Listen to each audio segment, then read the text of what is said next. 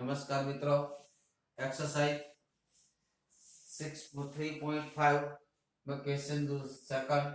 इसमें बोला है दो इक्वेशन दिया है, इसमें ए और बी की कौन सी वैल्यू के लिए उसको इनफाइनाइट मेनी सॉल्यूशन मिलता है। तो इनफाइनाइट मेनी सॉल्यूशन के लिए मैंने क्या बताया था, ratio of the corresponding coefficient is equal, both equation, यानी कि a1 by a2 is equal to b1 by b2 is equal to c1 by c2। Infinite solution है तो क्या आएगा, तो कि a1 by a2 is equal to b1 by b2 and equal to c1 by c2। But a1 is equal to, a1 क्या है, पहले equation में से a1 b1 c1 निकालेगा, दूसरे इक्वेशन में से a2 b2 c2 निकालेगा। a1 equal to 2, b1 is equal to 3, c1 is equal to -1, c1 is equal to -1, बराबर। और a2 is equal to a minus b, b2 is equal to a plus b, और c2 is equal to a term को हम left hand side ले जाएगा तो minus होगा, बराबर। तो क्या होगा, minus in bracket 3a plus b minus 2। Okay, और put in value a1 is equal to 2, therefore 2 upon a2 a minus b is equal to b1 यानी कि 3, b2 a plus b is equal to c1 7। ऐसे तो मान लो कि दोनों equation में constant term right hand side हो तो माइनस लिखने की जरूरत नहीं है, बराबर। लिखे तो कोई दिक्कत नहीं है, लिखने की जरूरत नहीं है, बराबर। तो ऐसे भी लिख सकते 7 bye 3a plus b minus 2। अब यहां से we have to find two equations for this ratio. We know that a is equal to b equal to c, then we write a equal to b and a equal to c and b equal to c। सही है कि नहीं, a equal to b equal to c, then we easily write that a equal, हम कह सकते हैं a equal to b है, b equal to c है और a इक्वल टू सी है। तो यहाँ पे ऐसा ही है, देखो ये ए बी ए सी, यानी कि पहले वाला दो इक्वल हो सकता है और दूसरे वाला दो इक्वल हो सकता है, और पहला और तीसरे वाले में कोई भी दो ले लो। तो क्या आएगा, पहले उसका नंबर 1 देता हूं, ये 2 देता हूं और 3। तो पहले क्या आएगा, 1 is equal to 2, taking 1 is equal to 2, 1 is equal to 2। चलो क्या होगा, 1 equal to 2 upon a minus b is equal 3 upon a plus b। What to do, taking cross multiplication. Cross multiplication करेगा तो क्या आएगा, सामने जाएगा तो 2a plus 2b equal to 3a minus 3b, right. सामने ले आओ, या फिर क्या करो, 3a को सामने ले जाओ, 2b को इधर ले आओ, तो 3a सामने जाएगा तो a माइनस 3a यानी कि माइनस है।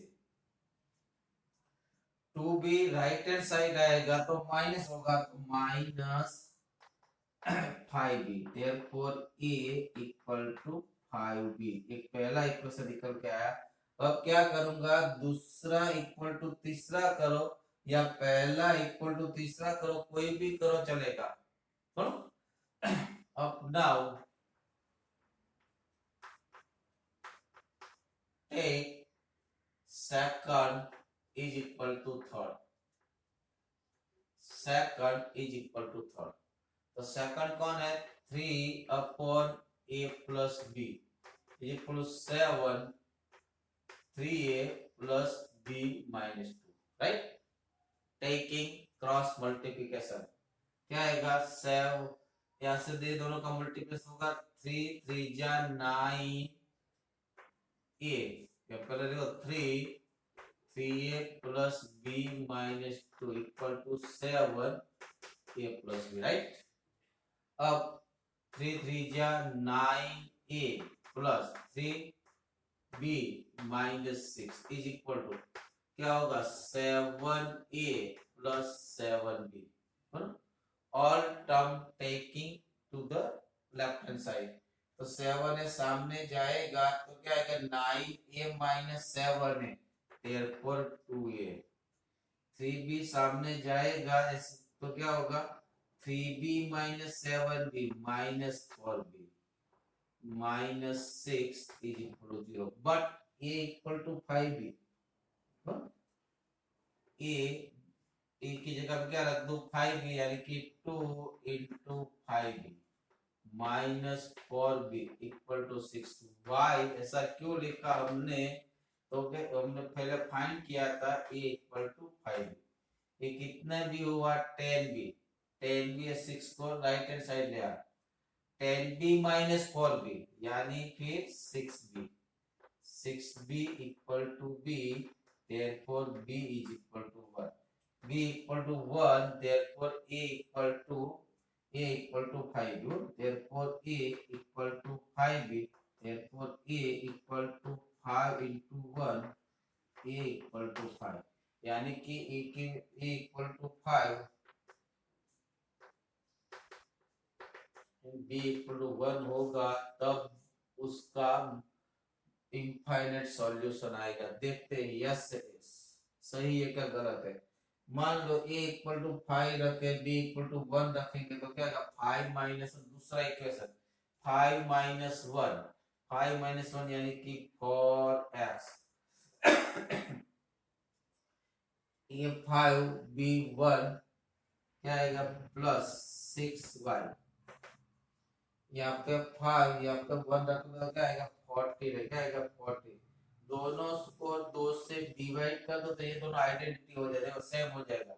उसको 2 से डिवाइड कर दो 2x plus 3y is equal 7, यानी कि दोनों इक्वेशन या आइडेंटिटी दोनों इक्वेशन रिप्रेजेंट को इनसाइड लाइन, दोनों इक्वेशन सेम लाइन शो करते हैं, इसीलिए इनफाइनाइट सॉल्यूशन है। ओके चलिए लिख लीजिए।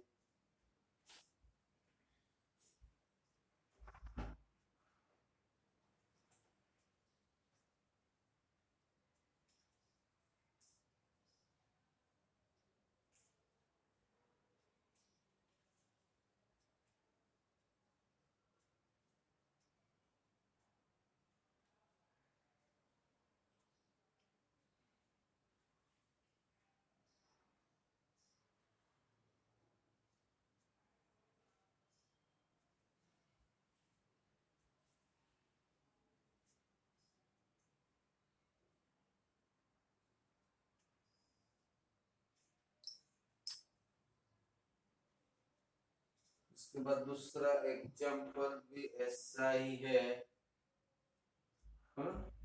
दूसरा एग्जांपल ऐसा ही है। दूसरे एग्जांपल में बोला है which value of the k following pair linear equation has no solution. No solution में क्या होगा, ये दोनों इक्वल होगा और ये नॉट इक्वल टू होगा, बराबर ये दोनों इक्वल होगा, सामने नॉट इक्वल टू होगा, आप कर लेंगे। दूसरा एग्जांपल।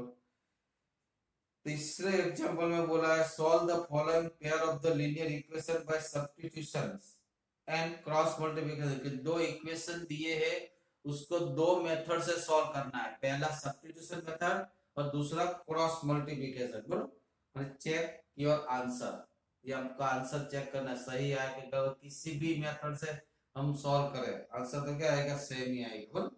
उसके बाद वर्ड प्रॉब्लम आ रहा है, उसके बाद वर्ड प्रॉब्लम आ रहा है, मैं यहाँ पे सिर्फ इक्वेशन बना दूंगा, सॉल्व आपको करना है, बराबर। I will transform this data into the algebraic representation, but you must have to solve yourself।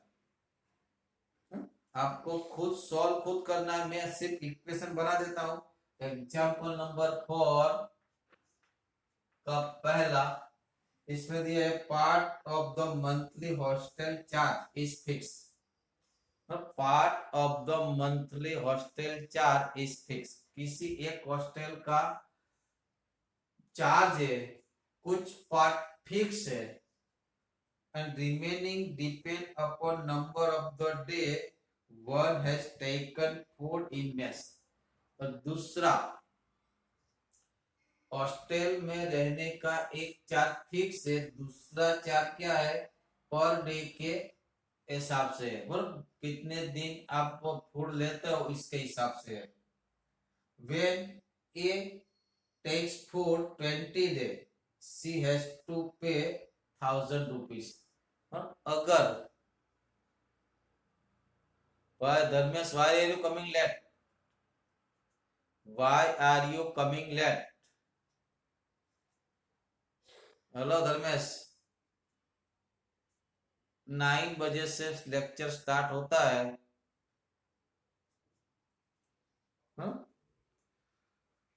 यानी 20 डे का टोटल चार्ज, फिक्स चार्ज और पर डे का चार्ज मिला के कितना होता है, 1000 रुपीज।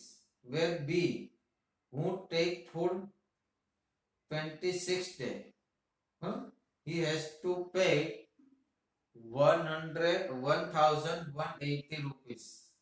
तो find the fix charge and the cost of food per charge. हम एज्यूम करेंगे लेट, पहला let fix charge is y rupees, fix charge कितना है, y rupees, and cost of meal per day, cost of meal x rupees per day, हर day का x rupees meal का charge है। तो ए के लिए क्या होगा, फॉर ए कितने दिन का चार्ज पे कर रहा है, तो 21 दिन का। कितने दिन का, डे 21, और चार्ज कितना है, 1000 रुपीज, यानी टोटल चार्ज क्या होगा, तो क्या डे 20 या 21, 20 है शायद, 20 एंड चार्ज 1000, टोटल चार्ज है। तो टोटल चार्ज कैसे निकलेगा, तो total charge is equal to fix charge plus per 1 day का मील चार्ज कितना है, एक्स रुपीज, तो 20 डे का मील चार्ज कितना होगा, फूड का चार्ज कितना होगा, 1 दिन का फूड का चार्ज एक्स रुपीज है, तो फिर 20 डे का फूड का चार्ज क्या होगा, 20x, और ये फिक्स चार्ज दोनों मिला के 1000, यानी कि वीक्स एक्स, इक्वेशन नंबर 1। और दूसरा फॉर बी, वो कितना दिन स्टे करता है, तो 26 डे, और चार्ज कितना है, 1180 रुपीज, तो उसका क्या होगा, 1180 rupees equal to fix charge, तो वाई रुपीज तो आएगा, और उसका फूड का चार्ज कितना होगा, 1 डे का फूड चार्ज कितना है, एक्स रुपीज, तो कितना दिन स्टे करता है, 26x। solve these two equation by any method। अगर मेंशन नहीं किया है तो, मेंशन किया तो वो मेथड से करेगा, डायरेक्ट ये दोनों का सब्ट्रैक्ट कर दोगे तो y से y चला जाएगा, उल्टा करो, दो में से निकालोगे, तो 26y में 26x में से 20x जाएगा, तो शायद 6x बचेगा, और यहाँ पे 180 में से 1000 जाएगा, तो 180 बचेगा, तो x इक्वल टू 180/6, 180/6 यानी कि कितना, 30 रुपीज पर डे का चार्ज कितना आएगा, 30 रुपीज। उसके बाद 30 यहाँ पे डाल दो, तो 30 डालोगे तो ये कितना होगा, 600 सामने जाएगा, तो y इज इक्वल टू 400, यानी कि फिक्स चार्ज कितना है, 400, और पर डे का मील चार्ज कितना है, ₹30 पर डे। और आप एक दिन रुकोगे या 2 दिन रुकोगे या 30 दिन रुकोगे, आपको ₹400 तो पहले पे करना पड़ेगा, उसके बाद फूड का चार्ज जितना दिन रुकते हो उतना चार्ज लगेगा। हो जाएगा कि नहीं? ये दो इक्वेशन को सॉल्व करना है। उसका आंसर भी मैं लिख देता हूं कि y इक्वल टू 400 आएगा एंड x इक्वल टू 30 आएगा। और बाद में आपको प्यार से लिखना भी है कि fix charge is ₹400 and cost of meal per day is equal to ₹30। Last में प्यार से वो आंसर आपको लिखना है, तब भी आपको पूरा मार्क मिलेगा, अदरवाइज नहीं मिलेगा। दूसरा और का वही फ्रिक्शन वाला यार, फ्रिक्शन वाला तो अब तो मैं थक चुका हूँ। बोलिए कितनी बार आ गया? ये फ्रिक्शन बिकम 1/3। फ्रिक्शन क्या बनता है? 1/3 बनता है कब? when 1 is subtract from numerator. जब न्यूमरेटर में से 1 को सब्ट्रैक्ट करते हो तब वो क्या बन जाता है? 1/3। इट बिकम 1/4 कब? when 8 is added to its denominator। तो find its fraction, let fraction is x and y। Direct अब खुद को करना है, मैं बता दूं। let required fraction is x by y, ये अपना फ्रैक्शन है बराबर। अब x एंड y कैसा आना चाहिए? x and y must be positive integer, not negative integer. x and y must be positive integer ही आना चाहिए। अगर नेगेटिव इंटीजर आता है तो आपकी कहीं ना कहीं गलती होगी, चेक कर लेने की। और क्या बोलता है? अब क्या बोलता है? जब एक न्यूमरेटर में से एक सब्ट्रैक्ट करूंगा, 1 को सब्ट्रैक्ट करूंगा, यानी कि न्यूमरेटर में से 1 को सब्ट्रैक्ट करूं तो x माइनस 1 बाय y, तो ये क्या बन जाता है? 1/3। टेकिंग क्रॉस मल्टीप्लिकेशन एक इक्वेशन मिल जाएगा। अब उसके बाद क्या बोलता है? डिनोमिनेटर में एट ऐड करोगे तो 1/4 बन जाता है, यानी कि x तो ऐसे रहेगा अपॉन y प्लस 8, तो ये क्या बन गया? 1/4। उसको क्रॉस मल्टीपल कर लो तो एक दूसरा इक्वेशन आ जाएगा, दोनों को सॉल्व कर लो। यहाँ का इक्वेशन क्या आएगा? 3x minus 3 is equal to y। यहाँ पे इक्वेशन क्या आएगा? 4x equal to y plus 8। दोनों को सॉल्व कर लो किसी भी मेथड से, एलिमिनेटिंग मेथड, सब्स्टिट्यूटिंग मेथड या cross multiple method. Word problem में कुछ दिक्कत नहीं होती, किसी भी मेथड जो अपनों को सही इजी लगे वही करने की। बोल हो जाएगा कि नहीं? हेलो बच्चों, हो कंप्लीट कर पाओगे क्या नहीं? आप लिख के दीजिए, मेरे साथ रहिए। कितने है ना? 18 बच्चे। हेलो। बस एक आदमी लगे, सिर्फ प्रीना और हेतवी और दो, ज्यादा बच्चों कुछ बोलते नहीं। बोलने की आदत डाल दो बच्चे, अगर बोलोगे नहीं तो कुछ नहीं होगा आगे। थर्ड वाला, yes got 40 marks in the test। Yes का 40 मार्क, यस का 40 मार्क आता है टेस्ट में। कब? getting 3 mark for each right answer and losing 1 mark for each wrong answer। जब वो मेथड से एग्जांपल लेते हैं कि कौन सी वाली मेथड? माइनस सिस्टम वाली, कि एक क्वेश्चन सही क्वेश्चन का 3 मार्क, रॉन्ग क्वेश्चन का 1 मार्क, वो मेथड रखते तो कितना मार्क देती है? 40 मार्क।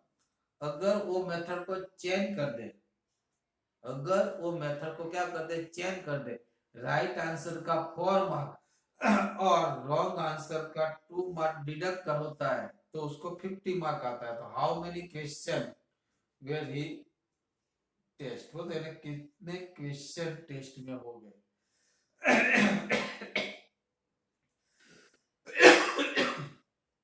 क्या बोलता है फिर से कि अगर सही क्वेश्चन का 3 मार्क मिलता है और रॉन्ग क्वेश्चन का 1 मार्क कट होता है तो 40 मार्क लाती है। अगर सही क्वेश्चन का 4 मार्क और रॉन्ग क्वेश्चन का 2 मार्क करते हैं तो उसको कितना मार्क आता है? 50 मार्क आता है। तो कितने क्वेश्चन, आंसर होगा how many question were there in the test. Test में कितने क्वेश्चन, टेस्ट में कितने क्वेश्चन हो गए? सही क्वेश्चन प्लस रॉन्ग क्वेश्चन। तो पहले मान लेता हूं, कौन नाम दिया? यस। यस अनूप चौधरी, कितना टाइम हो बचा बेटा? आधा घंटा चला गया। अनूप सर इधर नेटवर्क प्रॉब्लम है, अभी ओके लिंक ओके, आई। तो वीडियो देख लेना। वीडियो में 20 लोग है, 20 व्यू नहीं आ रहा है, 32 है। कम से कम 32 व्यू तो आना चाहिए वीडियो में, है ना? चलो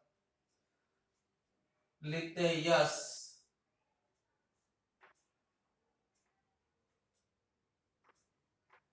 give x right question, x right answer,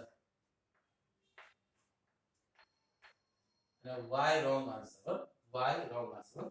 मान लिया यस ने क्या किया? एक्स आंसर राइट दिया। गिव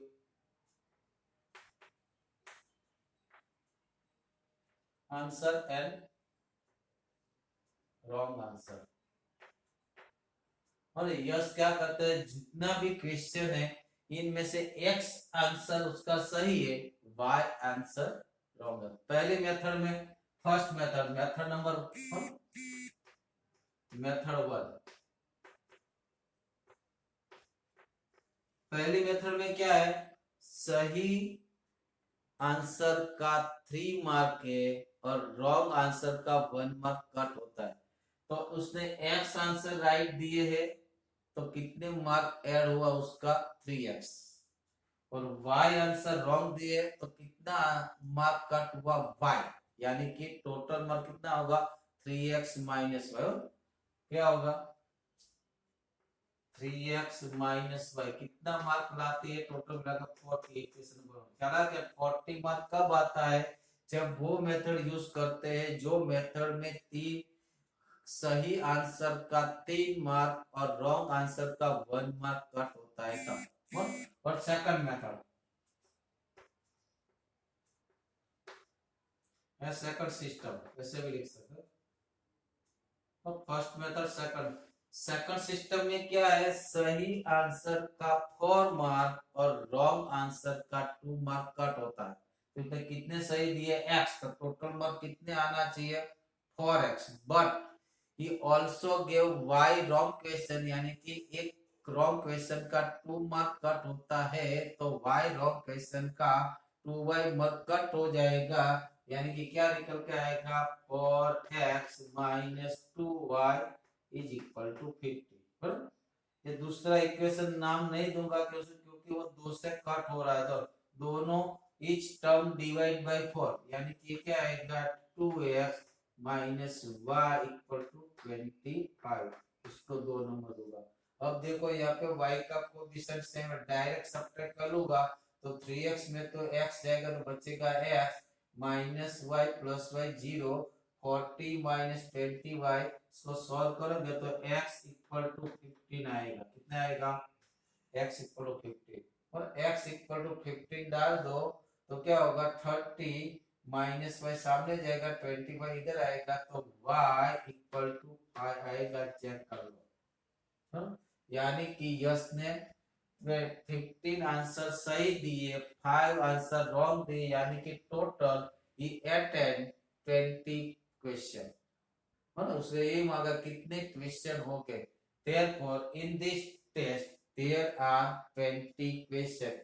क्योंकि 15 आंसर रॉन्ग हुआ है, 5 आंसर सही। अपना जवाब सही आया कि गलत आया चेक कर लो।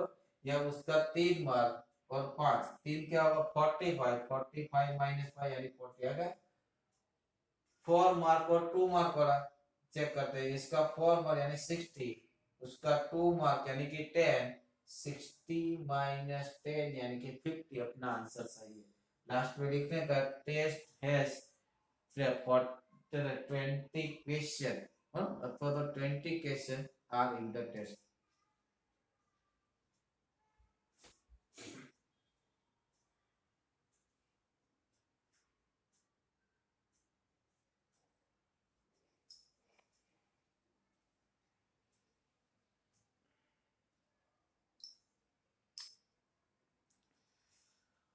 अपने पेरेंट्स को बोलना है आज पेरेंट मीटिंग है, must attend the parents meeting at 5 PM। हाँ, हर एक वाली को पेरेंट्स मीटिंग अटेंड करनी है, आपके फायदे में ही होगा कुछ न कुछ।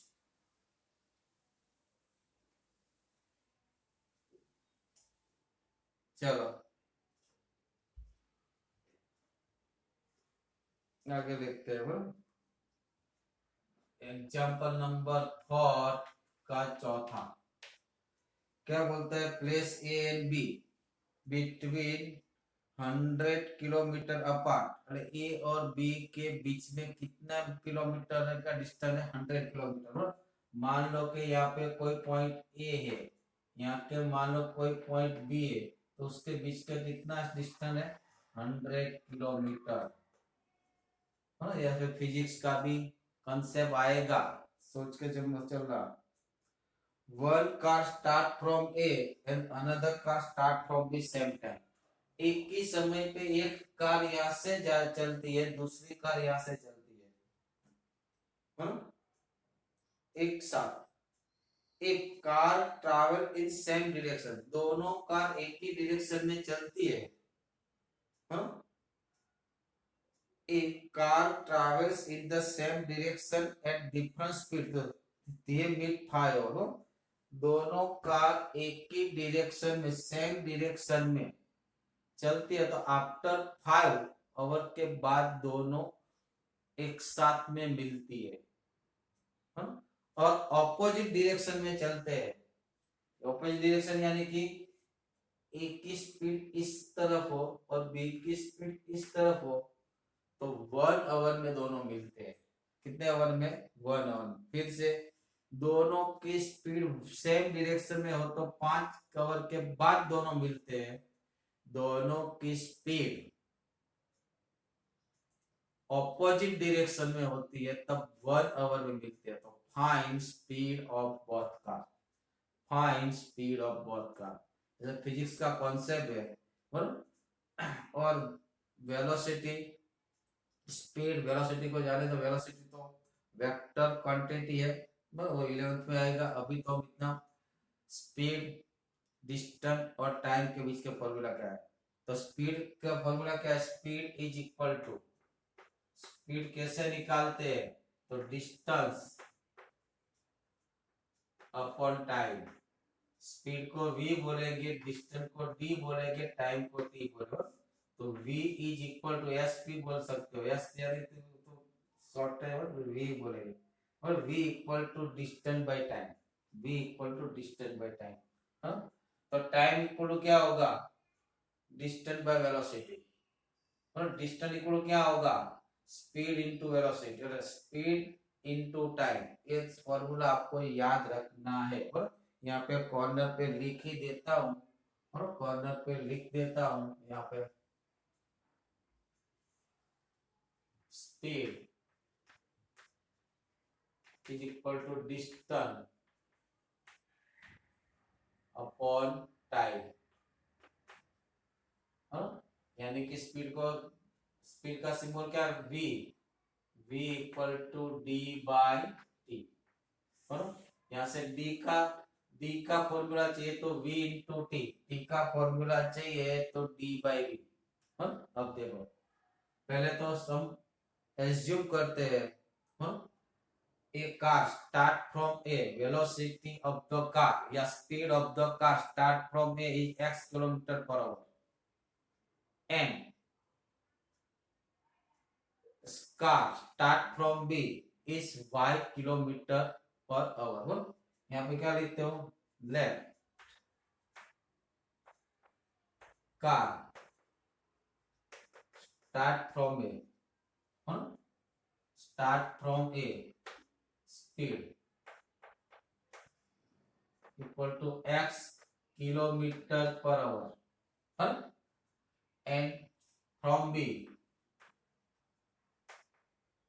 speed कितनी मान लेते हैं, y किलोमीटर पर आवर। अब देखो क्या, सेम डायरेक्शन, और पहले तो सेम डायरेक्शन की बात करते हैं, इसको तो पहले लिखना चाहिए था ऊपर, पहले तो सेम डायरेक्शन की बात है, क्या लिखो, सेम डायरेक्शन, और मूव सेम डायरेक्शन।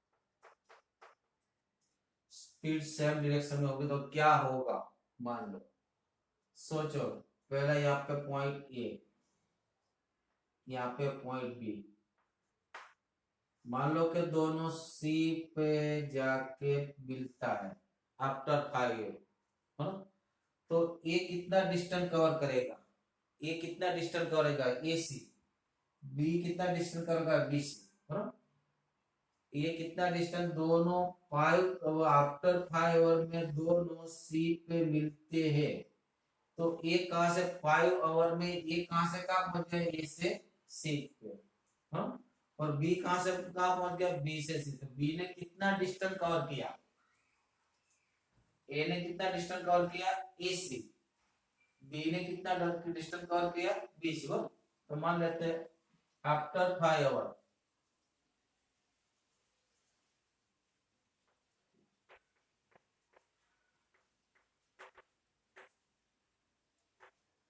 और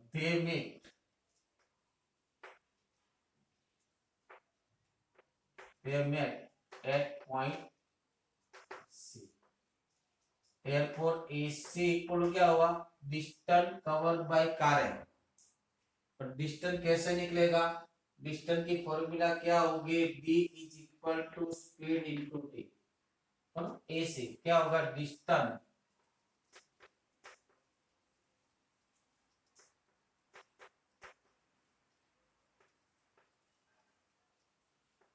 कवर्ड बाय, ए ने कितना डिस्टेंस कवर किया, AC डिस्टेंस कवर किया, तो कैसे निकलेगा, तो उसकी स्पीड, स्पीड कितनी है, x kilometre per hour, time कितना है 5, यानी कि 5x। सिमिलरली BC क्या होगा, तो BC क्या होगा, B ने कवर किया हुआ अंतर, डिस्टेंस, B की स्पीड कितनी है y, B की स्पीड कितनी है y, और टाइम कितना है 5, तो BC इक्वल क्या होगा 5